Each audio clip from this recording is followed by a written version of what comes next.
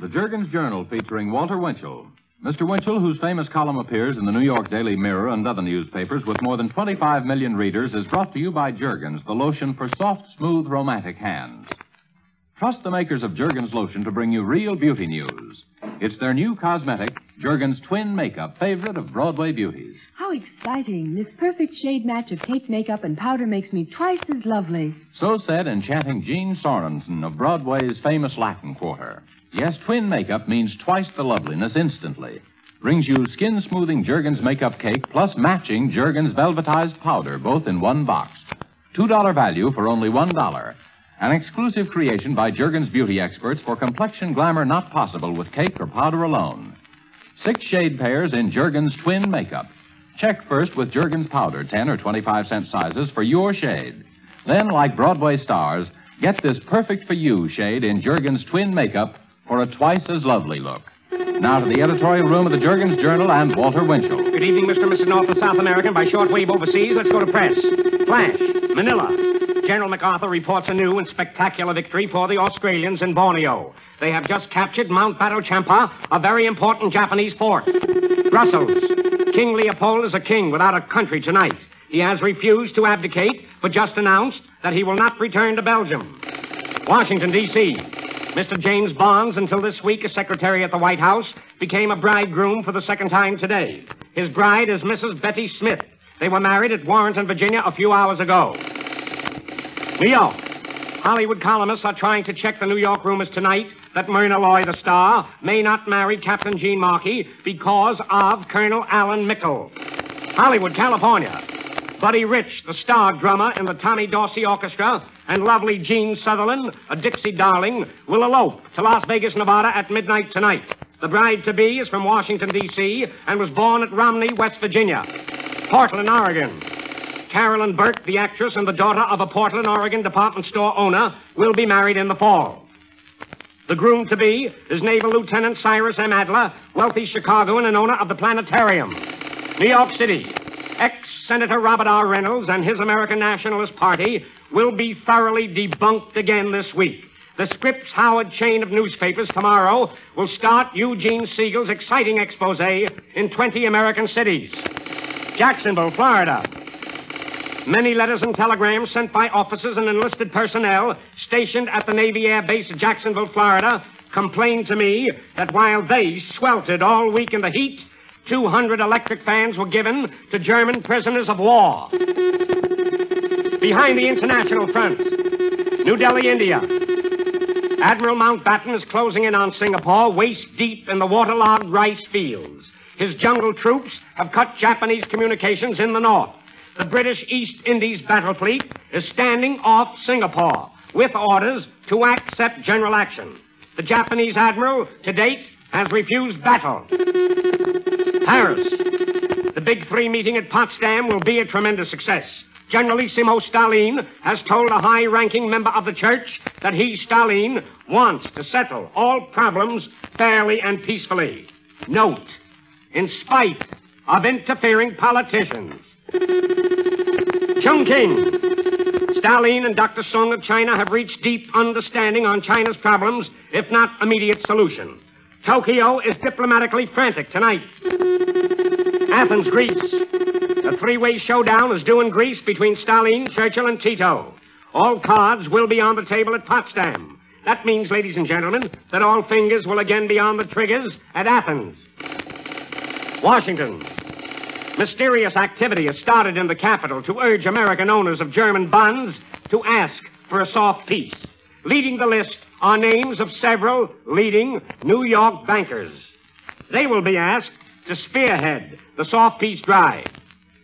Senator Kilgore, a wonderful senator, has warned that the Nazis have plans for the next World War and that Germany today is stronger than it was in 1920.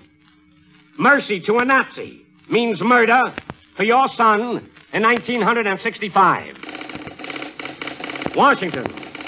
United States Senator Carter Glass of Virginia, a grand old man at 87, who has not attended a session of Congress, they say, for more than 3 years, will be asked to resign by John Locke Green, the treasurer of Arlington, Virginia, who says that he will request the Court of Appeals at Richmond, Virginia, to declare Glass's Senate seat vacant. Attention, Mr. and Mrs. United States, and all labor unions. This newspaper man and radio commentator, Walter Winchell, has criticized big businessmen, such as Mr. Sewell Avery of Montgomery Ward, for defying the government in time of war. I have also criticized railroad executives and railroads when they bucked the government. Therefore, this is to criticize a labor group in New York City, the Newspaper Deliveryman's Union. Mayor LaGuardia of New York has called their strike of 2 weeks, quotes, a stubborn, idiotic defiance of government, end quotes. Mr. and Mrs. America, on Okinawa, Guam, or Guadalcanal, such defiance of the government would be called treason. The Americans who are fighting in the Pacific are bravely dying and in agony for the same government that this labor union disregards. The least, I think, that these newspaper deliverers can and should do is help distribute the casualty lists of the Americans who are dying to support the government that this union defies.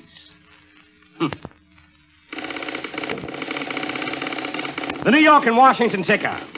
Contrary to general belief, President Truman is taking advice from many Democratic leaders with a grain of salt.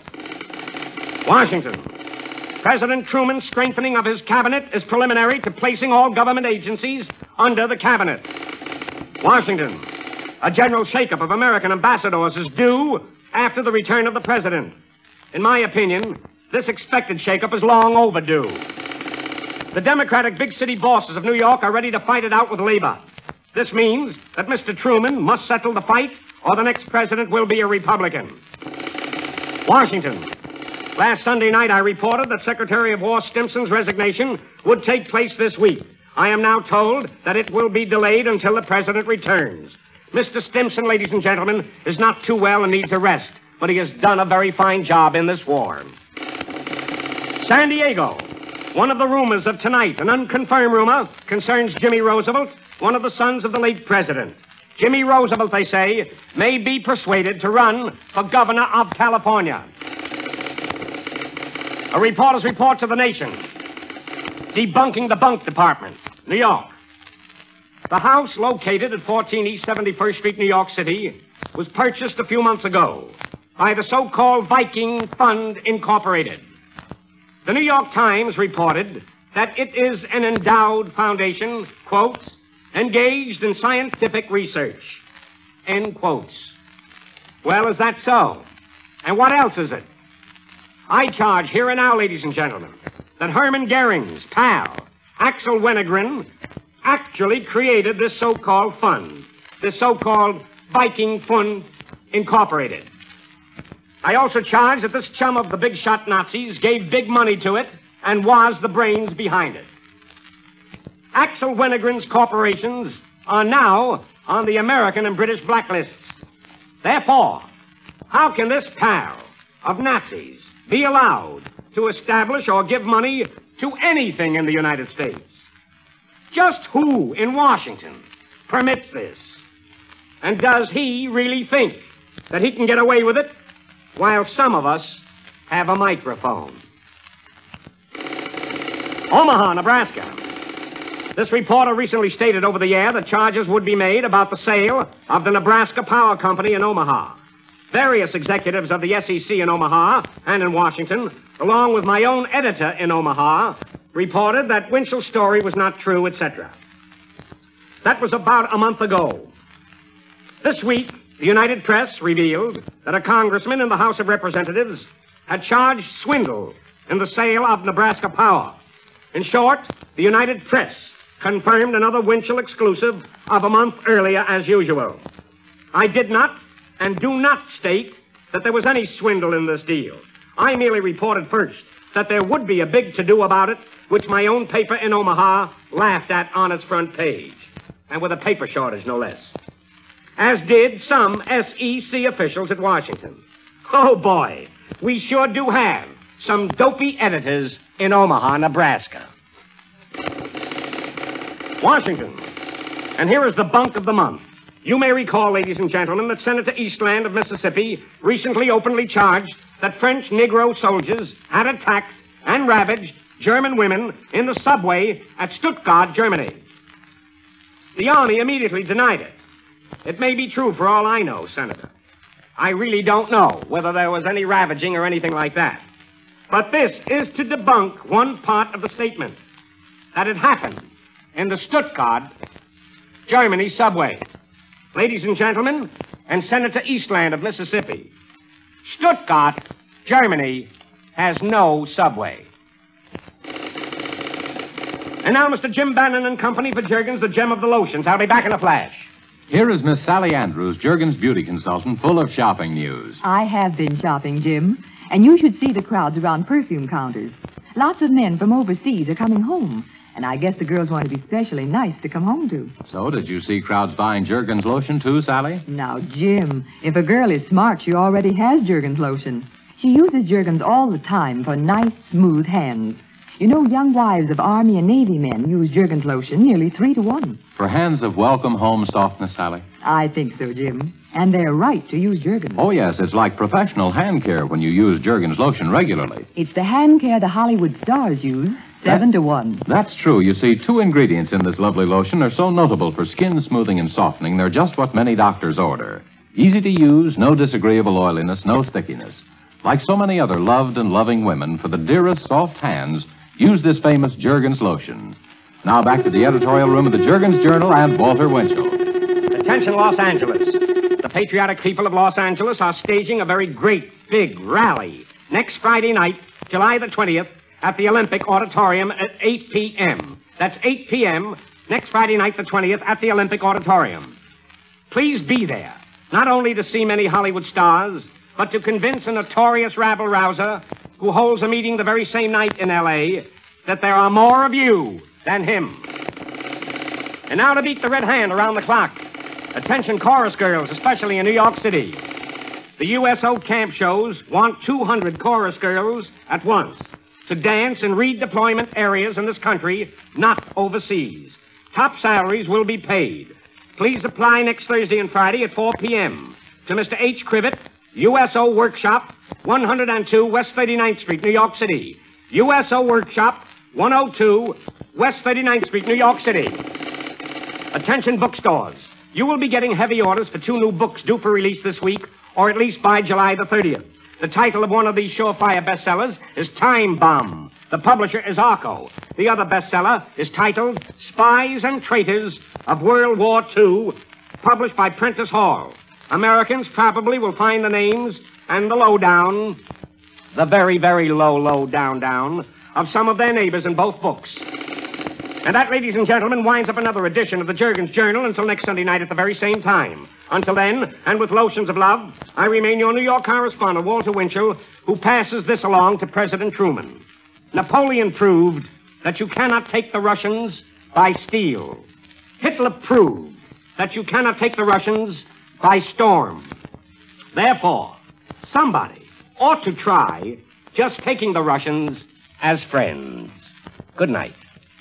And now, Sally Andrews again. I'm impressed, Jim. How many particular women keep Jergens lotion in the kitchen? They probably know Jergens helps protect their hands against roughness. Yes, but the kitchen bottle is usually an extra bottle kept convenient for regular hand care. Many attractive women use Jergens lotion to help keep their arms, elbows, and legs smooth, too. So wise of them. Simple to use, Jergens leaves none of that oiliness, no stickiness. 10 cents to $1 plus tax for this greatly the favorite lotion. Just always use Jergens lotion. Next week, another edition of the Jergens Journal with Walter Winchell. And now be sure to remain tuned to the Woodbury Double Feature program with Luella Parsons and Hollywood Mystery Time, which follows immediately. This is Jim Bannon speaking.